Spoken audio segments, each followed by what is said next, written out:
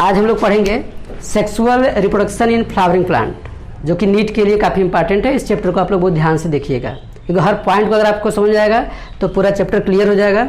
और इसमें से मैक्सिमम क्वेश्चन उठते हैं। ये चैप्टर है, कुछ ऐसे चैप्टर है जैसे मार्फोलॉजी हुआ और ये चैप्टर हुआ, यहाँ से आपको क्वेश्चन बहुत अच्छे से आपको मिल जाएगा। और बस आपका बेसिक जो है वो क्लियर होना चाहिए। तो इस चैप्टर का हम लोग बेसिक स्टार्ट करते हैं, ध्यान देते हैं। चलिए आइए यहाँ पे देखिए, जैसे पूरा फ्लावर है, ये पूरा जो फ्लावर है, फ्लावर का जो बेस है वो उसका नाम है थैलेमस, जो कि आपका बेसिक आप जानते भी हैं। फिर इनके बाद से हम आपको पूरा डीप स्टडी आपकी जो होगी यहाँ पे करवा देते हैं। ये थैलेमस है। आउटर मोस्ट जो लेयर है जो ग्रीन कलर की होती है किसी प्लांट में, प्लांट के फ्लावर में, वो कैलिक्स है। ये कैलिक्स जो है यह बना होता है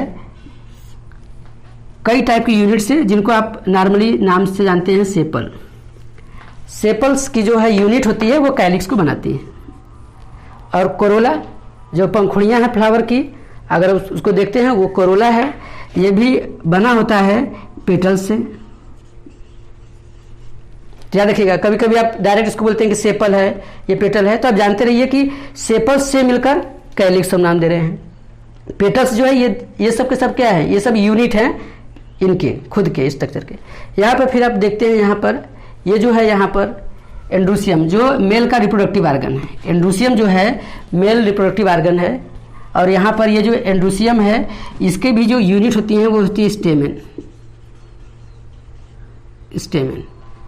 और आप ध्यान दोगे गाइनोसियम, गाइनोसियम जो है यहाँ पर आप ये जो है इसकी यूनिट आप देख सकते हैं, तो आप यहाँ पे कार्पल भी कह सकते हैं, आप फ्री हैं। तो पहले आपको ये समझ में आना चाहिए कि कहाँ पर हम कौन से वर्ड का यूज कर रहे हैं प्लांट के फ्लावर के केस में। यहाँ से अगर आपके पास क्लियर हो जाएगा तो आप ये ध्यान रख लोगे कि पूरा जो है आपका यूनिट जो है वो समझ में आ जाएगा। ठीक है, समझ में आ रहा चाहिए आप लोगों को। चलिए ध्यान देते हैं हम लोग। यहाँ पे पूरा स्ट्रक्चर आप जब देख लेते हैं तो हम लोग पूरा इसको तो है ब्रेक करके समझते हैं कि कहाँ पर क्या है। तो ध्यान देते हैं, ये थोड़ा सा तुम लोग ड्रा कर लो। ठीक है, यहाँ पे ध्यान दीजिए आप लोग। चलिए इसको मैं इरेज कर दे रहा हूँ, फिर यहाँ से आप लोग कॉपी करते हुए चलिएगा। ठीक है,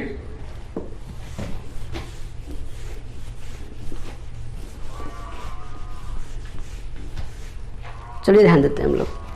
फर्स्टली आप देखते हो यहाँ पे जो है ये एम्ब्रियो सैक है। आपको ये ध्यान देना है कौन सा बॉडी का, कौन सा फ्लावर का आर्गन कहाँ पर सिचुएट करता है, कहाँ पर रहता है। जैसे आपको पूरा जो टॉपिक है वो क्लियर हो जाएगा। तो हम लोग एक एक टॉपिक को उठा के देखते हैं। तो हमारे पास जो फर्स्ट यहाँ पे जो स्ट्रक्चर है, यहाँ पे ये ग्रीन कलर का, हम एक एक चीज़ को तोड़ के दिखा रहे हैं कि कैसे कैसे बना हुआ। पहले ये देख लेते हैं कि एक छोटा सा यहाँ पे स्मार्टली लिख लेंगे। ये जो स्ट्रक्चर है आपका ग्रीन कलर का, ये है आपका एम्ब्रियो सैक। एम्ब्रियो सैक जो है यहाँ पे ये क्या करता है, एम्ब्रियो सैक यहाँ पर जो है ये कहीं पे आता है, ये आता है आपका ओव्यूल बनाता है। और यह ओव्यूल रहता है ओवरी के अंदर। पहले आप इसको समझ लीजिए कि एम्ब्रियो सैक ओव्यूल में, ओव्यूल ओवरी में। अब मैं इसको अलग अलग करके आपको समझाता हूँ जो क्लियर हो जाना चाहिए। तो फर्स्टली हम देखते हैं कि यहाँ पे देख लेते हैं हम लोग क्या है एम्ब्रियो सैक। एम्ब्रियो सैक के स्ट्रक्चर को यहाँ से देखिएगा।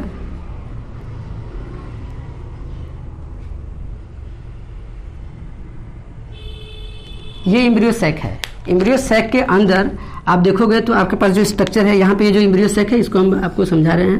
ये जो ग्रीन कलर के एम्ब्रियो सैक है, यहाँ पे आपके पास ऊपर की तरफ 3 सेल होती हैं। और ये तीनों सेल का नाम होता है एंटीपोडल सेल।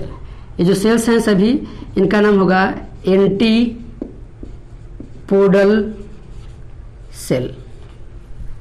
उसके बाद यहाँ पर आप देखोगे तो यहाँ पर आपको ये फिलीफॉर्म ऑपरेटस, जिसको हम सिनर्जिट करते हैं, और यहाँ एग, ये जो बीच का स्ट्रक्चर है ये एग है आपका।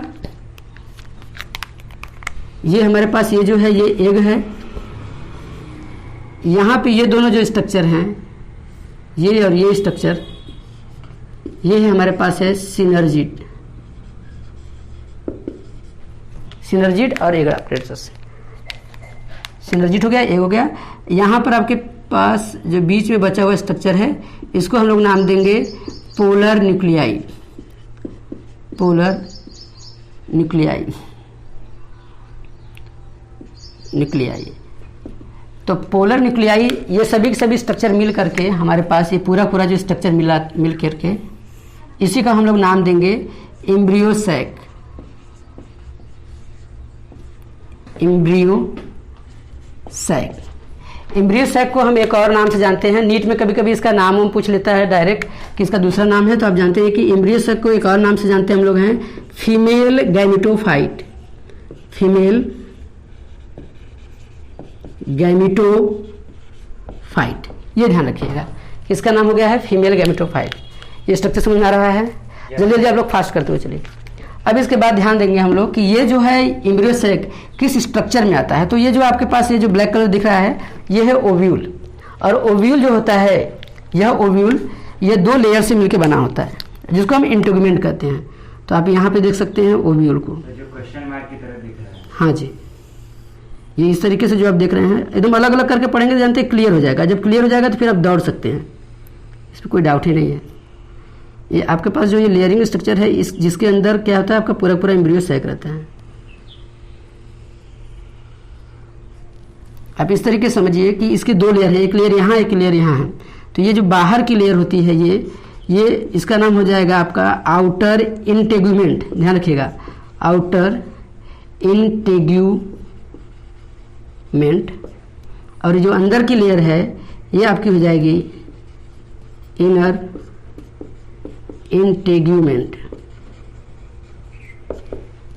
ये आउटर इंटेगुमेंट और इनर इंटेगुमेंट के साथ साथ यहाँ पर एक प्लेस होता है जहाँ से क्या होता है पॉलन ट्यूब एंट्री करता है। और ये जो जगह होता है ये स्पेस होता है, यहाँ से पॉलन ट्यूब क्या होगा, ये जो यहाँ पर पॉलन ग्रेन आएगा और यहाँ से पॉलन ट्यूब बन करके यहाँ से एंट्री करता है। ये जो स्पेस है इसका नाम होता है ये जगह माइक्रोपाइल, माइक्रोपाइल या माइक्रोपाइलर एंड भी कहते हैं लोग। थोड़ा सा मीनिंग देख लेना भाई, ठीक है। तो माइक्रोपाइल ये जो पूरा जो स्ट्रक्चर है, ये पूरा स्ट्रक्चर जो है ये आपको बताएगा कि यही क्या है आपका ओव्यूल है।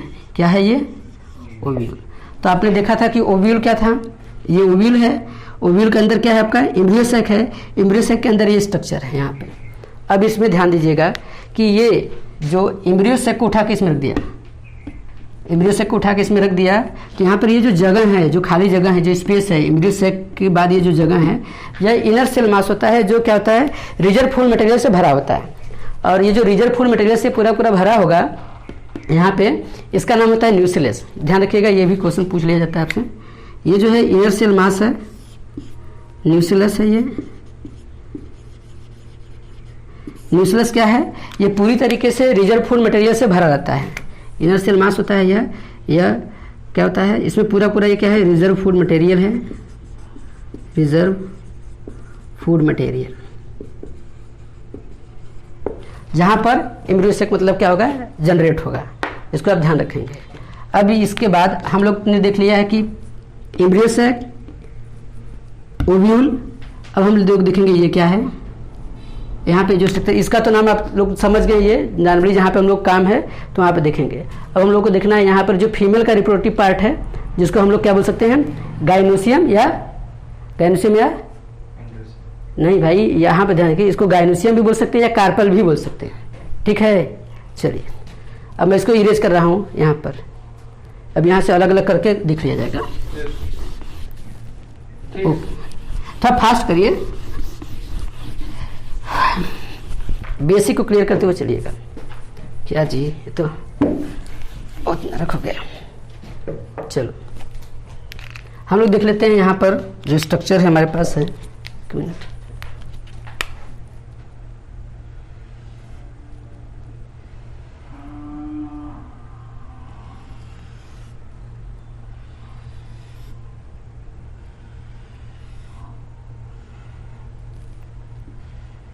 अपना बेसिक क्लियर करते हुए चलिए, सब कुछ समझ में आ जाएगा, आराम से सब कुछ समझ में आएगा। यहाँ पर देखेंगे कि ये जो ऊपर की लेयर, ये देखिए ये स्टिकी भी हो सकती है और फिदरी भी हो सकती है। ये आपको आगे भी समझ में आएगा। बेसिक अपना करेंगे, ये स्टिकी भी हो सकती है, मतलब ये अपने ही जो स्पीसीज होंगे उन्हीं को क्या कर सकती है अट्रैक्ट कर सकती है, या फिदरी हो सकती है। अलग अलग जैसे आप पॉलिनेशन समझेंगे तो आपको समझ में आ जाएगा। हम लोग इसकी स्टेप अभी पार्ट को ध्यान दे रहे हैं। तो ये जो आउटर मोस्ट ऊपर का जो लेयर है, ऊपर का जो पार्ट है बॉडी का, इसका नाम तो आप जानते हैं कि इसका नाम क्या है स्टिग्मा। हाँ जी, ये तो बचपन में पढ़े तुम लोग। ये यहाँ तक जो स्ट्रक्चर है इसका नाम क्या है बोलो। हाँ जी, चलो जल्दी जल्दी करते हैं। और ये क्या है आपका ओवरी। इन तीनों स्ट्रक्चर को मिला करके हम क्या बोल सकते हैं कि ये हमारे पास है क्या कार्पल। क्या है भैया? या और क्या कह सकते हैं इसको? एंड्रोसियम या कार्पल। इसको हम लोग बोल सकते हैं एंड्रोसियम या क्या बोलेंगे? कार्पल। ठीक है, ये एंड्रोसियम या कार्पल हो गया। अब ध्यान देखेंगे, और यही जो एंड्रोसियम या कार्पल है यही फीमेल का रिप्रोडक्टिव आर्गन है। ये भी ध्यान रखिए आप लोग। ये क्या है? रिप्रोडक्टिव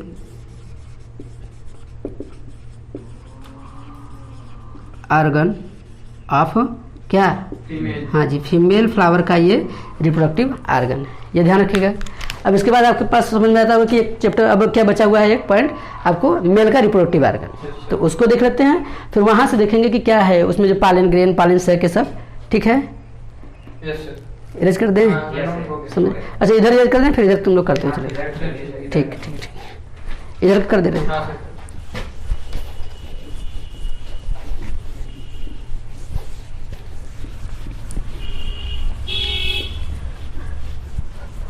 चलिए ध्यान देते हैं हम लोग। अब फीमेल रिप्रोडक्टिव आर्गन के बाद हम लोग देखते हैं कि मेल का रिप्रोडक्टिव आर्गन, जिसको हम लोग स्टेमेन या तो क्या बोलते थे, स्टेमेन या एंड्रोसियम। ये क्या है हमारा? ये क्या है? एक मिनट माफ करना, देखो गड़बड़ी हो गई। कहाँ से जी? ठीक है, इसको हम लोग क्या बोलेंगे? गाइनोसियम। ठीक है, हाँ जी, गाइनोसियम। ये है फीमेल रिप्रोडक्टिव आर्गन।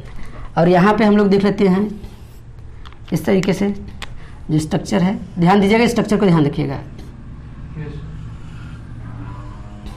आगे इस स्ट्रक्चर को भी आपको समझना है, आपको देखना है कि क्या क्या है इसमें, कितने लेयर्स होते हैं, बाइलोब, ये सब आपको स्टेप बाय स्टेप आएंगे। पहले आप इसको समझिएगा कि इसका जो स्ट्रक्चर है वो क्या है। स्ट्रक्चर से हिसाब से आप इसको समझ पाएंगे तो ठीक रहेगा।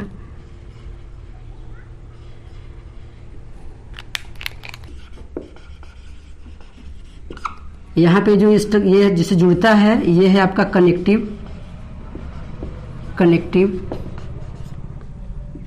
और ये जो है ये है आपका एंथर। ये क्या है? एंथर। अब एंथर, कनेक्टिव और फिलामेंट को मिलाकर जो स्ट्रक्चर बनता है वो हमारा क्या है? वो है हमारा एंड्रोसियम।